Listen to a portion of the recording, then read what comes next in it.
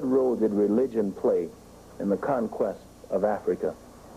Well, it played a key role because it came in with brotherhood. And the African believed in brotherhood. It came in one world idea, one great brotherhood. And of course, this, although there were some states that resisted this, saw through it for a long time. And for example, remember the eternal Martha.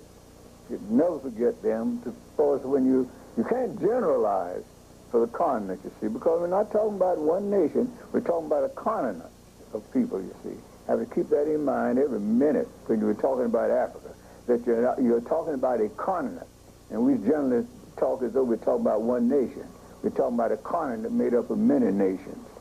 Okay, there were those who saw through the trick of religion as it was presented by both Islam and Christianity, and resisted both. The Martha state was a great example of this. And there were others who resisted for a while, but eventually gave in because trade was a great attraction. Say, okay, you won't let us in? Well, can you let us trade around your borders here? And they established trading posts all around your borders, and gradually, you got in. But surely you let the Christians come in with they just want to preach to you about the same God that you believe in. Just want to show you there's one God over all. But it was all trickery. Found this one. But it was all trickery. Yes, it turned out to be nothing but trickery. Now, I would not say that this was a grand design of trickery. They just saw there was the traders were shrewd enough to see. The explorers, the conquerors, were shrewd enough to see that if they carried the missionaries in, they wouldn't have to go in fighting. Missionaries in trade, as the first bait, would make their pathway easier.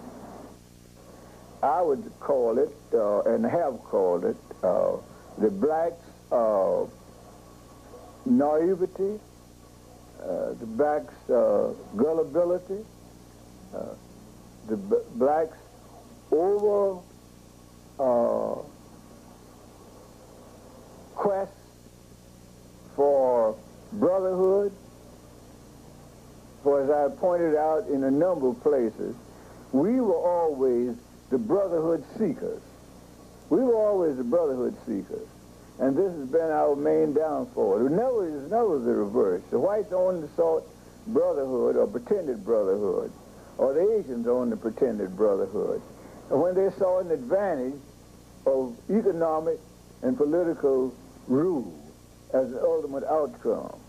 Why is it that you always hear about European invasion of Africa, but very little about the Asian and the other groups that you mentioned?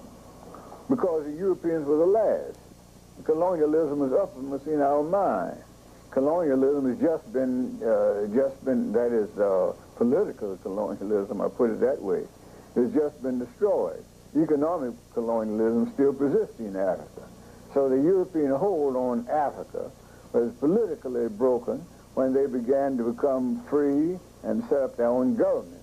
However, as I also point out in my writing, that Africa is only half free, and I would hardly call it half free, when it's only politically free. It will not be free until it's economically free. So long as the economy is still under the control of foreigners, then its government is under the control of foreigners. It was unfortunate that blacks in the United States are still, like their African brothers, absorbed with the idea that politics is their salvation. Politics is not the salvation of the blacks. Politics is only one aspect. Without the other, you're nothing, and that is economic power. Economic power controls the politician. The politician acts and is controlled by the economic power of this nation. of any nation. That's where the power lies. How did slavery come to be restricted to blacks? Well, this is called a sort of lengthy explanation, but as brief as I can put it.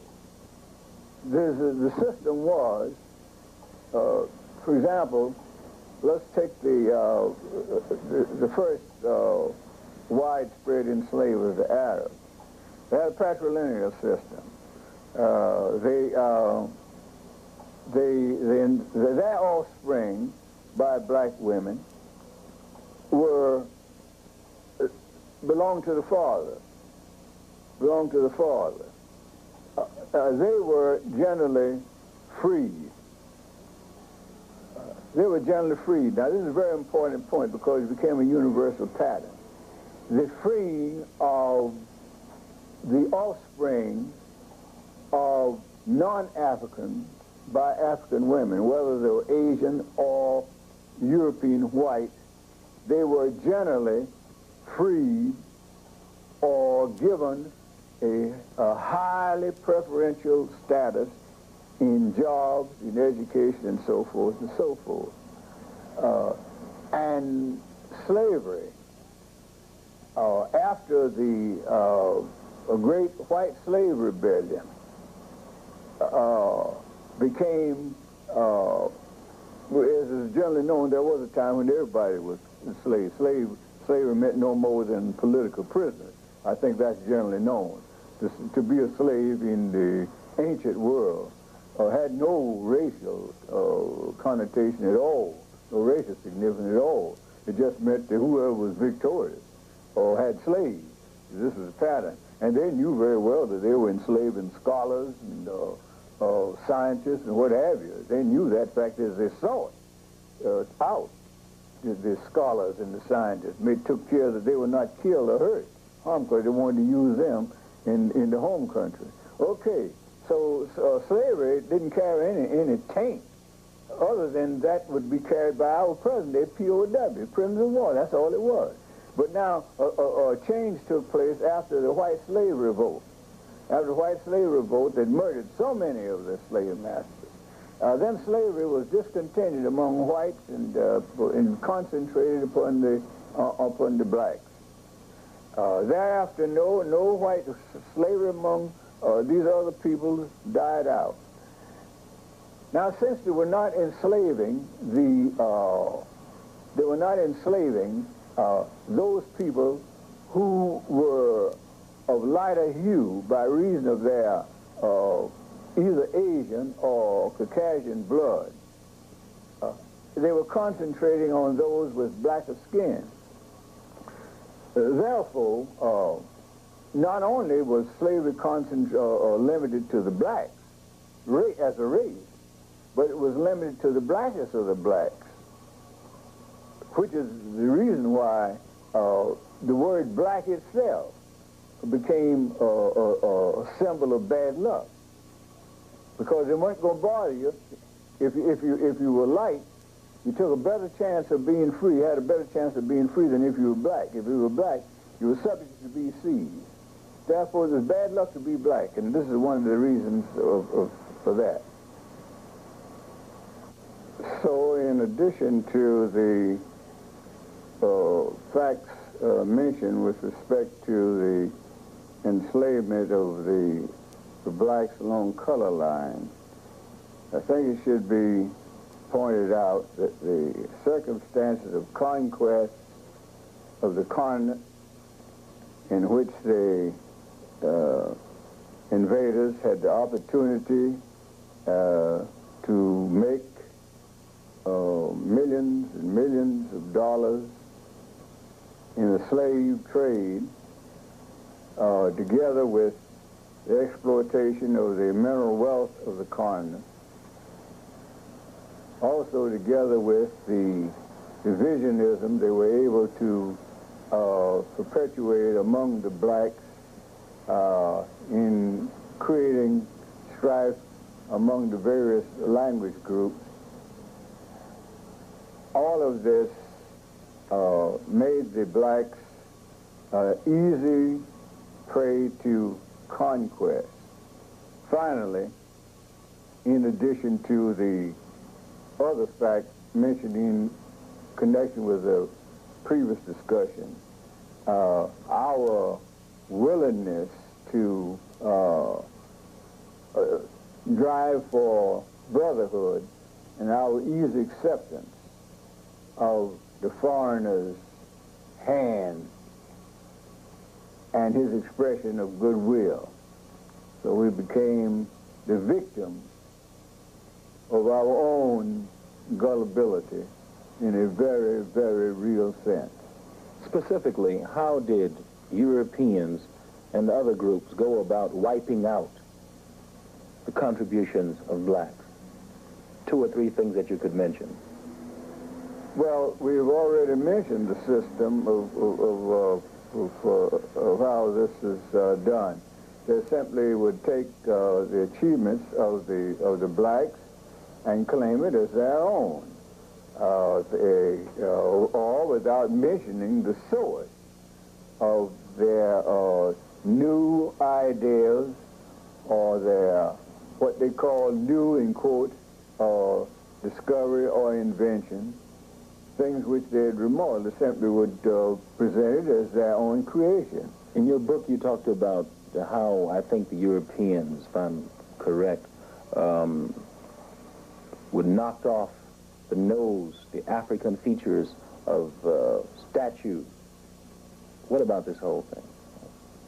Well, of course, there had been a system, a classical, what they call the classical style, over several thousand years of painting, where it was not regarded as proper to either carve, paint, or draw an individual as he really was. You used a form that you regarded as idealistic, a representation of him, which was not supposed to be the true representation. The true representation was always regarded as vulgar. And this was a practice, by the way, in Europe also for a long time, where they in any number of cases where they called that which was common, like the common language of the people, was regarded as vulgar. So you have to use something classical, like Latin, to be respectable. So it was in the drawing and such like things in Africa. Therefore, when Khufu had his picture, his actual statue in the Sphinx, carved in his true likeness, his true African likeness, broad nose, lips, and all. This was revolutionary because this wasn't done. He was supposed to, according to the classical tradition, he was supposed to have sharp nose, not a flat nose. Once again, who's this? Khufu. He was supposed to have a brownish type of skin and so forth and so on, features, or whatever was the classical style for the period, and not the natural. Now, this shouldn't be shocking if you know the history of Europe or the history of other countries, what was classical and what was regarded as vulgar. But now we look at pictures of the Egyptian pictures now, or pictures of early Africans even. And they don't look like the actual Africans in many cases, except when they want to present them as slaves or something of that kind. Okay. As you look at African history, do you see any parallels between that history and the condition of blacks in the United States?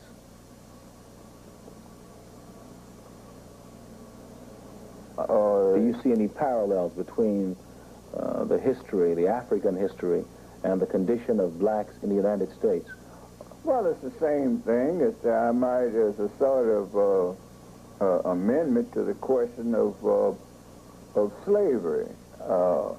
why the whole continent was overrun, and where the whites, relative to a handful by comparison to the total population, could capture and control so many millions of blacks.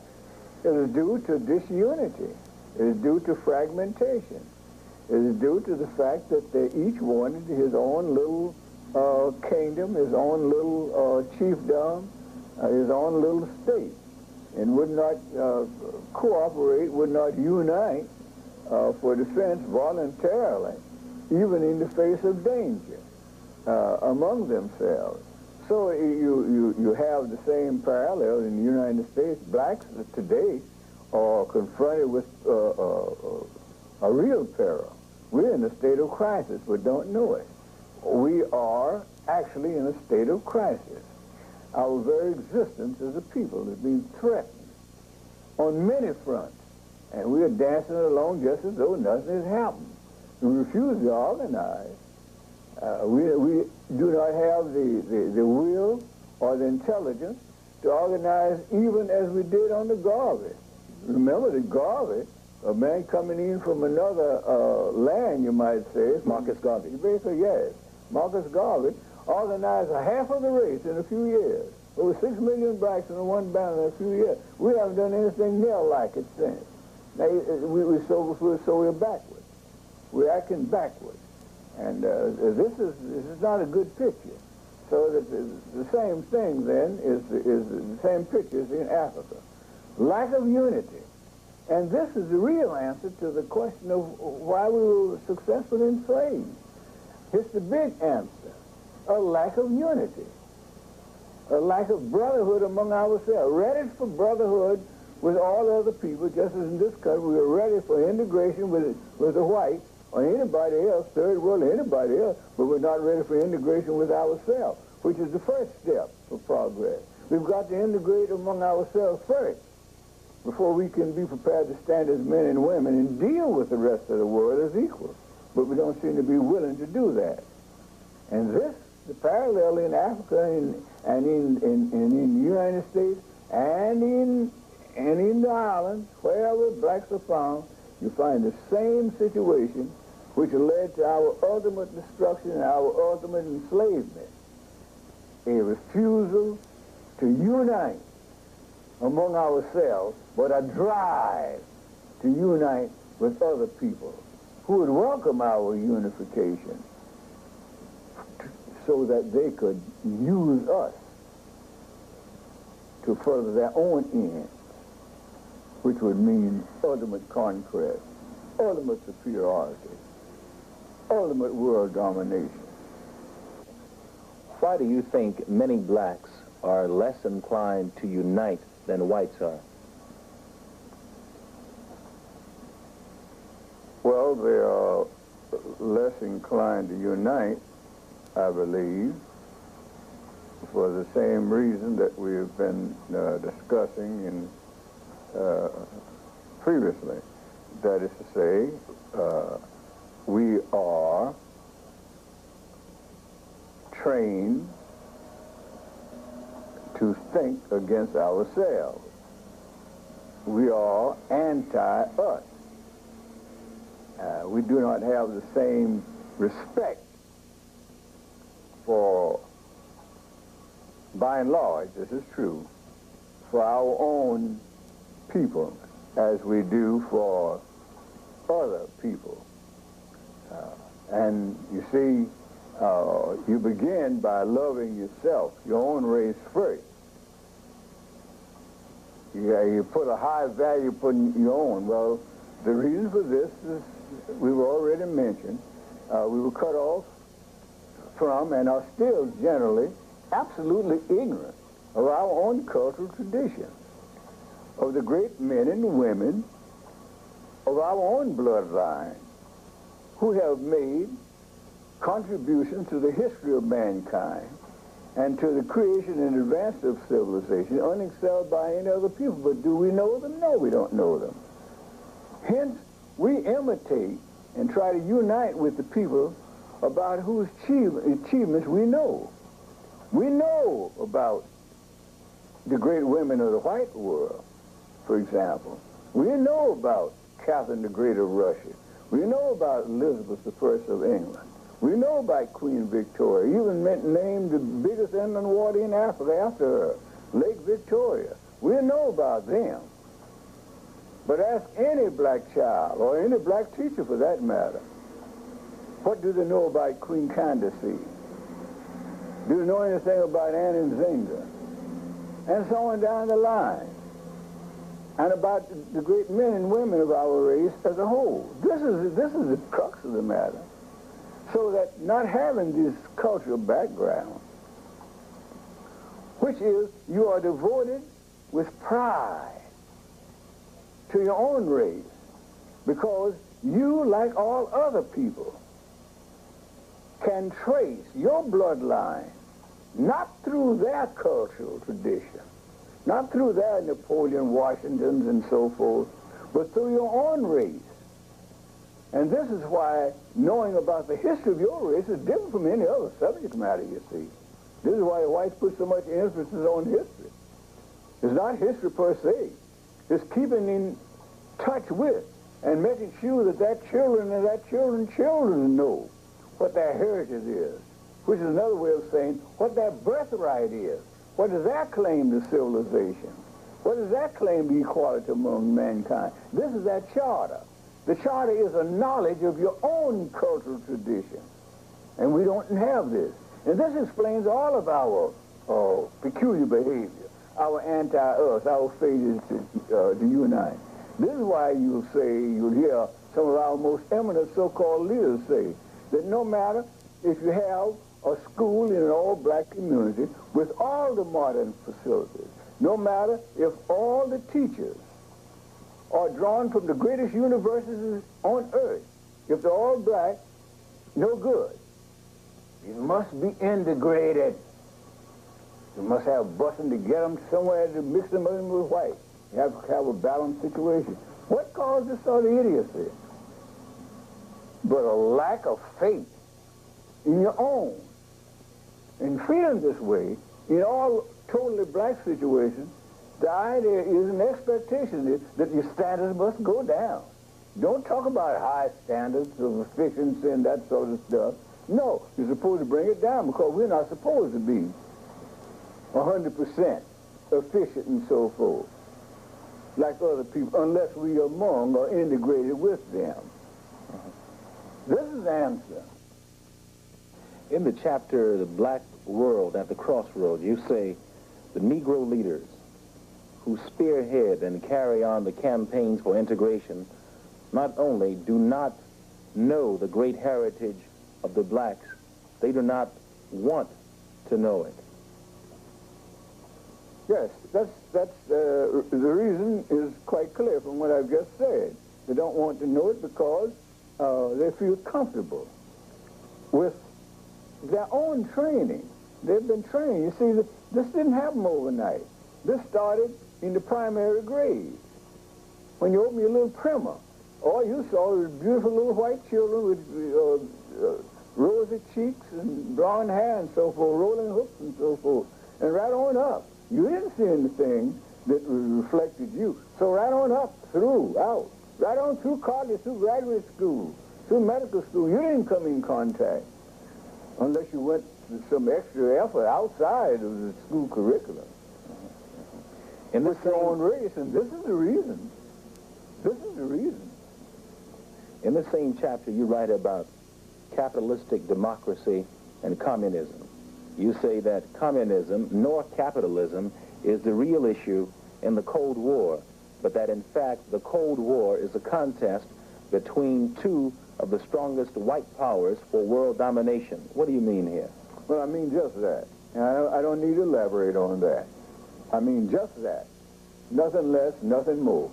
It's a struggle of Russia, as it was under the Tsars, for the expansion of the Russian Empire over the world, just as it was under the Tsar. Simply took it up under a different name and a different crusade now. American capitalism, assuming to take the leadership of the so-called free world, is determined to see that its system prevail. And so that it's a matter of who can influence the most people in order to see which of the great powers will either dominate the world or have the greatest share in the power in world domination. This is what it is, and of course, you could write a book breaking it down into detailed analysis, but this is what it is. The United States doesn't care anything about a country being communist. We pour as many billions of dollars into Yugoslavia and into Romania and Romania and the other countries as we would in any other so-called democratic country. Why? Trying to get them not to be overly devoted to Russia. They don't care anything. The United States doesn't care anything about these countries being same thing in the case of Poland. American dollars, our dollars, we, the people, because that's what it is. You're talking about American dollars. You're talking about what we taxpayers pay. Going to these various communist countries now, we were really anti-communist. That wouldn't happen. So I don't need to go into any detailed elaboration. What I'm saying is rather obvious if you just think about it a moment.